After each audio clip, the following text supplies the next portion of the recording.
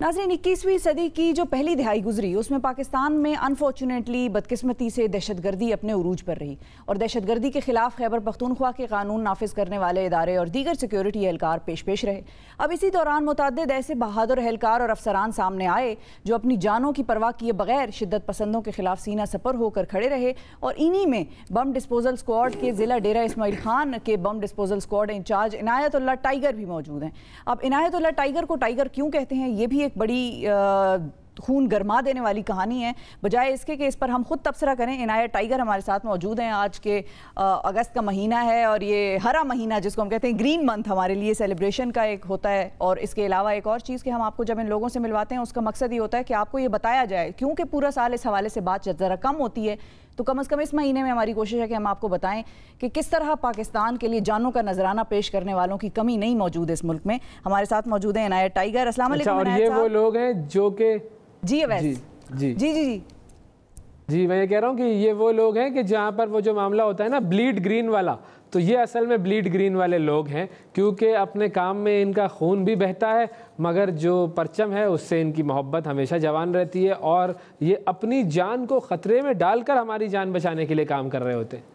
बिल्कुल ऐसा ही है, बिल्कुल ऐसा ही है। और एक मर्तबा भी ये सोचते नहीं है। वो कहते हैं ना, आप ज़रा ख़तरे से दो चार होने लगते हैं तो आपके जहन में वसवसे आते हैं, तशवीश होती है, आप सवाल जवाब करते हैं अपने से कि क्या मैं कूदूं इस आतिश नमरूद में या ना कूदूं। लेकिन ये वो लोग हैं जो कूद जाते हैं उस आतिश नमरूद में। हमारे साथ इनायत टाइगर साहब मौजूद हैं। वाह, massive respects for you sir. अस्सलाम वालेकुम, बहुत शुक्रिया, आपने वक्त निकाला हमारे प्रोग्राम के लिए, हमारी शान बढ़ाई आपने। सबसे पहले तो ये बताएं कि ये जो नाम है इनायतुल्लाह खान से इनायतुल्लाह टाइगर, यहाँ तक ये कहानी कैसे पहुंची?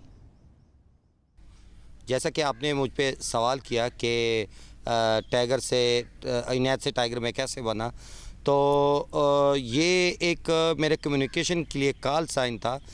जो दहशतगर्दी इतनी पीक पे हो गई और हर जगह पे एक ज़रूरत पड़ने लगी, तो हर कम्युनिकेशन कॉल साइन में जहाँ पे भी हमारी मोबाइल या कुछ ऐसी कुछ शिकायत होती या कोई मशकूक चीज़ की इतला होती तो फिर फ़ौर वो टाइगर को कॉल करते, हमारी कॉल साइन को कॉल करते, तो उस कॉल साइन पे हम इनको जवाब देते और उन्हीं कॉल साइन पे हम लोग अपना काम करते थे, एक्शन। और उसी जगह से आवाम और मेरी पुलिस और लोगों के दरमियान मेरा निक नेम ही वो पक गया है। अगर मैं किसी को अब इनायत कहता हूँ तो वो मुझे मतलब नहीं पहचानते जब तक मैं उनको टाइगर ना कहूँ। तो मैं चाहे बम डिस्पोजल जो भी तारफ़ करवाऊँ उस पर वो मुझे नहीं जानते जब तक मैं उनको अपना निक नेम नहीं बताता हूँ। तो ये इस तरह मेरा नाम पड़ा। ठीक है, तो टाइगर साहब ये बताइए कि आपको कितना अरसा हो गया बम डिस्पोजल स्क्वाड में काम करते हुए और अब तक कितना आप मवाद नाकारा बना चुके हैं? मेरी सर्विस तो तकरीबन 24 साल होने को है, क्योंकि 1998 में भर्ती हुआ और 2000 में मैंने BDS स्क्वाड ज्वाइन की और उसके बाद मेरा पहला बम 2001 1 जनवरी को एक रिमोट कंट्रोल ID थी जो अल्लाह पाक परदिगार ने अपने उसके फजल करम से हमने नाकारा की थी।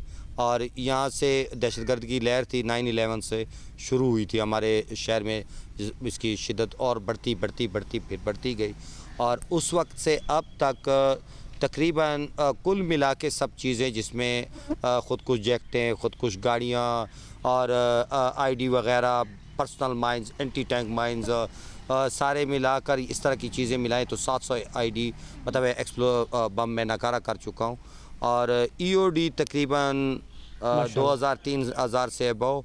अगर हम टोटल बारूद और चीज़ों को मिलाएं तो तकरीबन इस टाइम तक 6500 बारूद मैं डिस्ट्रॉय कर चुका हूँ। बिल्कुल ठीक है। अच्छा इनायत साहब ये बताएं कि धमाका खेज मवाद को नकारा बनाने के लिए ज़ाहिर है ट्रेनिंग लेनी होती है, तो इस ट्रेनिंग में होता क्या है, क्या क्या चीज़ें ऐसी हैं जो आपको सिखाई जाती हैं?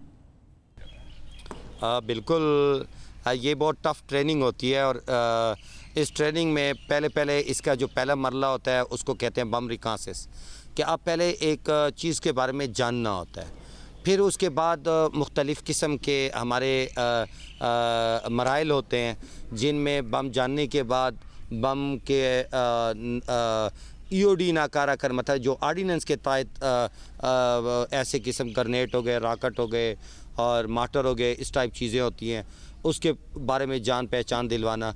फिर उसके बाद एक मरला आता है जिसमें हम आईडी इम्प्रोवाइज डिवाइस एक्सप्लोजिव जिसको हम हैंडल करते हैं। मुख्तलिफ़ कैटेगरीज़ की मुख्तलिफ़ तौर तरीका होता है, उनमें हमारी जो है ना उसमें ज़्यादा मुश्किल ड्रिल होता है और बहुत ही ज़्यादा हार्ड वर्क किया जाता है उसमें तकरीबन जब आप किसी मिशन पे जाते हैं, मिशन करते हैं, वो चाहे ट्रेनिंग के दौरान तो वैसे ही टाइम बढ़ जाता है, तो आप घंटों के हिसाब से 75 kg के सूट के अंदर मतलब आप सांस भी ले रहे होते हैं और उसकी गर्मी की शिद्दत और अजीब से मतलब माहौल को आप मतलब आपका बदन और ये चीज़ें और इवन तक सांस भी उसमें बहुत औखी होती है। तो ये चीज़ें ट्रेनिंग के दौरान सारी चीज़ें सिखाई जाती हैं और इंटरनेशनल सतह के ऊपर सिर्फ ऐसी नहीं है कि मतलब इनकी जितने भी दहशतगर्दी जैसा कि इंटरनेशनल सतह पे है, तो हमारी ट्रेनिंग भी इंटरनेशनल सतह की होती है, उनका जोड़ तोड़ होता है। तो इनायत भाई, आपने ट्रेनिंग ली और आप इस काम में आए, अब क्या आप ट्रेनिंग दे रहे हैं या आपने कोई ऐसी दूसरी टीम तैयार की है जो आप ही की तरह काम कर सकती हो? बिल्कुल, अब तो दूसरी टीम नहीं बल्कि दर्जनों सैकड़ों के हिसाब से है, क्योंकि हमारी KPK में नौशहरा में एक्सप्लोजिव हैंडलिंग स्कूल बन चुका है। सिर्फ पूरी जवानों को इस चीज़ की ट्रेनिंग दी जाती है कि ऐसे हालात में हमने क्या करना है और आवाम की और अपनी जान माल की हिफाजत किस तरह एक ऐसी दहशतगर्दी में जो इसमें आईडी वगैरह यूज़ होती हैं। तो अब तकरीबन इब्तदाई चीज़ें तो वो सब लोग जान चुके हैं और रही खसूसी ट्रेनिंग तो हमारे साथ जितनी भी टीम वाले हैं वो सारे फुल ट्रेन हैं और सारे ड्राइवर से लेकर हम 6 बंदों की एक टीम होती है जिसमें ड्राइवर भी शामिल हो। हम सारे ड्राइवर भी होते हैं, हम सारे P1 होते हैं। P1 हम उनको कहते हैं जो डायरेक्टली उस काम पे जाते हैं जिसने बम सूट पहना होता है। अच्छा। और उसके साथ बाकी हेल्पर होते हैं, जैसा कि किसी ने डिस्ट्रॉय करने के लिए बारूद बना दिया, किसी ने डिस्टर्ब करने के लिए वाटर डिस्टर्बर लगा दिया, किसी ने उसकी आसपास एरिया को सर्च किया कि कहीं कोई दहशतगर्द जो है ना कोई ऐसे एरिया में बैठा ना हो, रिमोट वाला या कोई दूसरी आईडी या कोई ऐसी चीज़ें होती तो उनके कनेक्शन होती है अपनी टीमों की।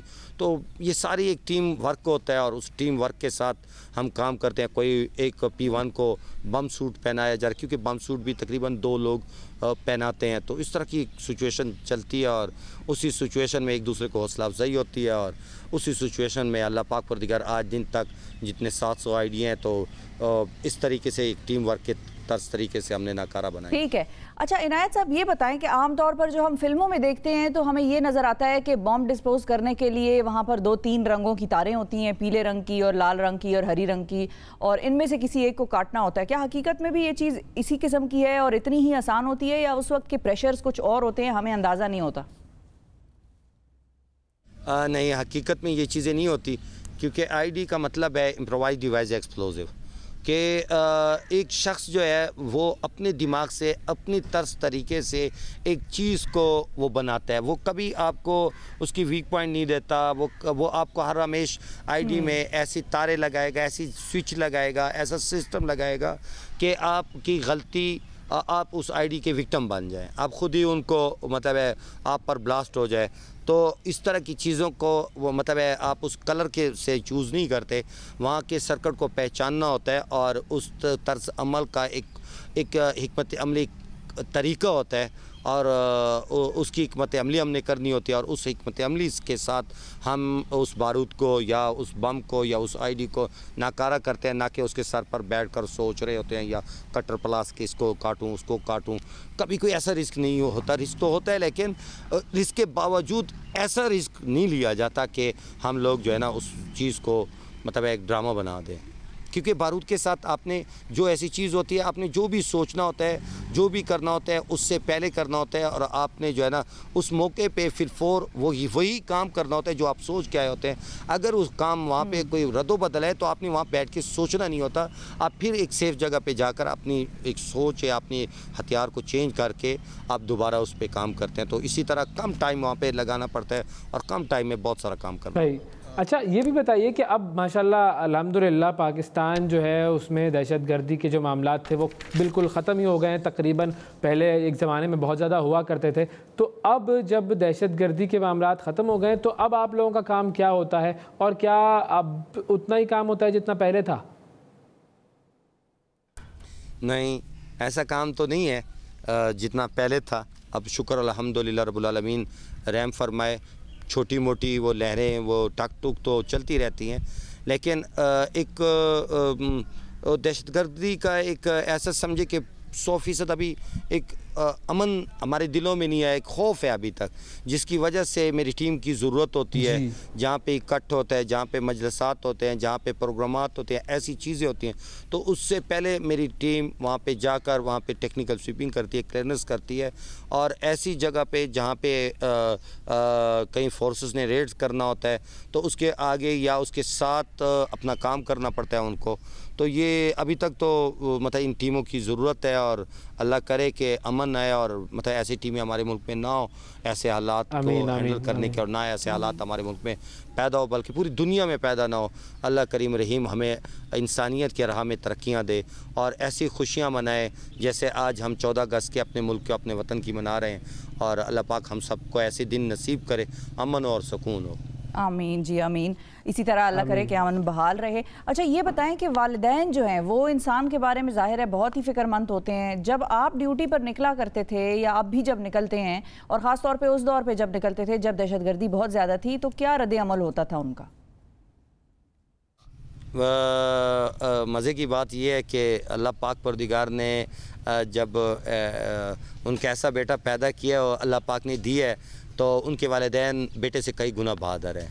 और उनकी बहादुरी का मैं अगर एक वालदा का थोड़ा सा आप लोगों से किस्सा शेयर करूं तो ये है कि मेरी वालदा एक दिन मुझे कह रही है कि बेटे, मैं आपकी लाश को उठा सकती हूँ, आपकी लाश को मैं मतलब उठा सकती हूँ, लेकिन मैं ये ना सोचूं या मैं ये ना सुनूं कि मेरे बेटे को कोई अगवा करके लेके जा रहा है, या उसको कोई घसीट रहा है, या वो कहीं से बुज़दिलों की तरह भाग रहा है या भाग गया है। तो ये बात मैं नहीं बर्दाश्त कर पाऊँगी।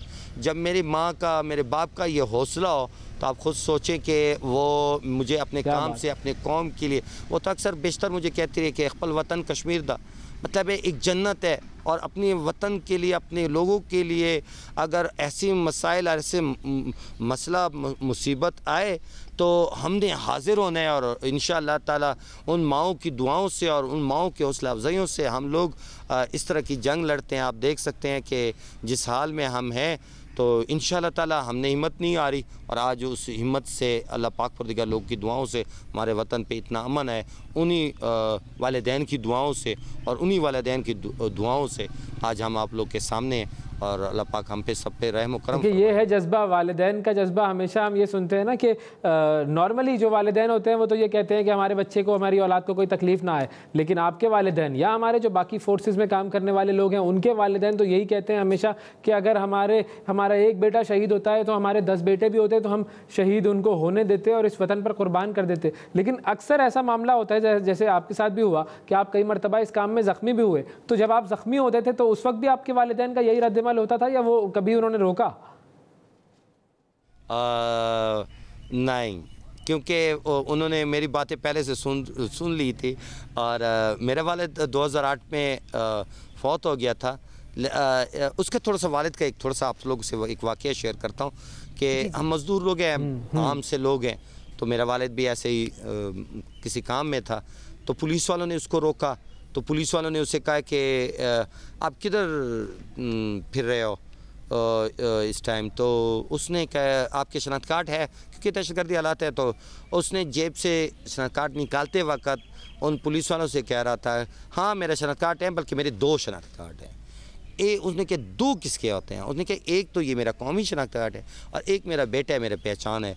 और जब वालिदैन के अपने बच्चों पे इतना घमंड और इतना फ़ख्र हो, तो आपको मैं क्या बयान करूं कि उसका बच्चा शहादत क्यों नहीं कबूल करेगा, और जिनके माँ बाप उनको इजाज़त देते हैं अपने वतन के लिए। तो मैं वो वाक़या इसलिए मैंने शेयर किया कि ये उनकी हौसला अफजाई है कि वो फ़ख्र करते हैं। और जब मैं ज़ख्मी हुआ तो मेरी बातें वो सुन चुके थे, क्योंकि मेरी पहले डॉक्टर, मेरा ये अंगूठा बिल्कुल लटक रहा था, तो हाथ बहुत बुरा, इस जगह तक बहुत गंदा डैमेज हो चुका था। ये सारे फटा हुआ था, ये चमड़ा और हड्डियाँ सारी बाहर निकली हुई थी, और टिप्स वगैरह कटे हुए थे, फटे हुए थे, क्योंकि बिल्कुल इसके ऊपर मेरा काम करता हुआ हाथ के नीचे वो ब्लास्ट हुए। तो ये मेरी एक लेग उसमें डैमेज हो गई, कट गई मेरे घुटने से नीचे। तो मैं डॉक्टर को पहले कह रहा था कि डॉक्टर साहब मेरा दूसरा टांग काट लेना, पर इस अंगूठे को नहीं काटना, इसको जोड़े रखना। तो उन्होंने मुझसे सवाल किया कि क्यों, ये अंगूठा तो बहुत ख़तरनाक है। तो मैंने कहा कि सर मैंने ये काम फिर से करना है और ये हाथ मेरे औजार हैं और इनको मेरी दुआ है अल्लाह पाक से कि इनको इतनी मजबूती देना, और आप लोगों से भी यही उम्मीद है, अल्लाह पाक से भी यही उम्मीद है। जब मतलब ये बातें उसी दिन वो सुन रहे थे, और माशाअल्लाह मेरे वालिदैन की एक सोच ऐसी है कि ज़हरी बात है, तकलीफ़ दर्द तो होता होगा, और मुझे कभी इन्होंने महसूस नहीं करने दिया कि हमारा बेटा कभी इस काम से बुज़दिल हो जाए। तो ज़हरी बात है वो मेरी हौसला अफजाई भी कर रहे हैं। और ज़ख्मी होने के बाद जब मेरी अभी इतनी सेहत ठीक भी नहीं थी तो काम पड़ते थे, तो जब मैं निकलता था तो कभी उन्होंने चेहरे पे, चीज़ों पे, अंदर एक दूसरे के साथ कुछ मैंने सुनता था कि ऐसी बात आपके वालिदैन आपके मतलब है कहते हैं कि हमारा बेटा मुताज हो चुका है, लेकिन फिर वो कहते हैं कि हमारा बेटा जो है ना, नहीं वो ठीक है और वो अपने काम में सही है। तो ऐसा मतलब मुझे कोई ऐसी रुकावट नहीं है। ज़ाहिर है, यानी कि जिस भी शख्स ने वर्दी पहनी होती है उसके माँ बाप ने भी एक तरह से गायबाना वर्दी पहनी होती है, और उनका भी जज्बा वही होता है जो उन जवानों का होता है जो फील्ड में मौजूद होते हैं लोगों का की हिफाजत करने के लिए। अच्छा ये बताएं कि लाखों नहीं तो कम से कम हज़ारों लोगों की तो आपने जान बचाई है, कौन सा कोई वाक़या ऐसा आप हमारे नाजरीन के साथ शेयर कर सकते हैं जो आपके भी जहन पर नक्श हुआ हो? वाक़या तो मुझे कोई नहीं भूला, और आज दिन तक आप लोगों से मैं आपस में बैठे होते हैं तो मैं अपने दोस्तों के साथ हर वाक़या, हर एक चीज़ शेयर करता हूँ कि एक चीज़ भी मुझसे नहीं भूली। और ऐसे बहुत सारे वाक़या हैं, लेकिन अभी इस टाइम में इस सवाल मतलब मेरे जहन में अपने इस तरह के वाक़या नहीं आ रहा कि मैं जिस वाक़े को अपने नक्श में कर दूँ। लेकिन हाँ, वो एक ऐसा वक्त था जब मेरी टांग कटी और अचानक मतलब मैं धुआं मिट्टी था तो मैं समझ रहा था कि मेरे आसपास कोई चीज़ फटी है, मैं बच चुका हूँ। और जब मैं उठने लगा और दोबारा गिरा और कुछ धुआं हटा और गिरा पड़ा था, जब मैंने हाथ और पाँव को देखा तो मेरा पाँव नहीं था। तो उस वक़्त ये दिल में महसूस हुआ कि शायद मैं अपना काम ना कर पाऊँ। लेकिन उस वक्त मैंने जब अपने घुटनों पे हाथ मारा तो मेरी नी बिल्कुल ठीक थी, तो मुझे उम्मीद थी कि मैं अपना काम मतलब उसी दौरान ये सोचें बहुत ज़्यादा आई हैं, और वो वक़्त मुझे भूलता भी नहीं है। और बहुत ही मुझे मतलब है उसमें अफसोस भी था, और मतलब है ऐसा लगता कि थोड़ा सा मैं नाकाम हो गया हूँ, क्योंकि हमें अपनी जान की परवाह नहीं होती, हमें अपनी कामयाबी होती है। हमें वही चीज़ है कि जिसमें हमें कामयाबी मिले, और उस दिन मैं खुशकिस्मत नहीं था, मुझे नाकामी हुई, तो वो दिन थोड़ा सा मुझे भूलता नहीं है। क्या बात है जी, वाकई ये जो आपने बताया कि जिस तरीके से आपकी टांग भी कटी और सारे मामलात हुए, इस पर हमारी तरफ से वो जो सिर्फ़ और सिर्फ एक इज़्ज़त के, मोहब्बत के, खुलूस के आपके लिए जज्बात हैं, और वो जो कहते हैं ना रिस्पेक्ट, वो है आपके लिए। और यही हम लोगों को दिखाना चाहते थे कि वो लोग जो मादरे मिल्लत के लिए काम कर रहे होते हैं उनका जज्बा ये होता है। बहुत शुक्रिया अदा करेंगे इनायत टाइगर साहब आपका,